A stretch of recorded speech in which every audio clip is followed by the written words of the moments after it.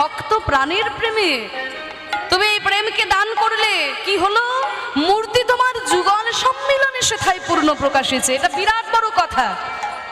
বলছে কি, একমাত্র আমাদের সনাতন ধর্ম বাবা, যেই ধর্মে একই আসনে ভগবানের সঙ্গে ভক্তের পুজো করা হয়।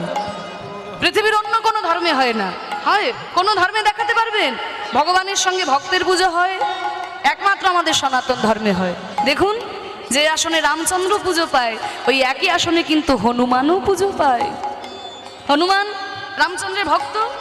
যে আসনে মহাপ্রভু পুজো পাচ্ছেন, ওই একই আসনে শ্রীবাস পণ্ডিতও পুজো পাচ্ছেন। শ্রীবাস পণ্ডিত তিনি তো মহাপ্রভুর ভক্ত। তাহলে একই আসনে ভক্ত ভগবান পুজো পাচ্ছে একমাত্র আমাদের ধর্মে।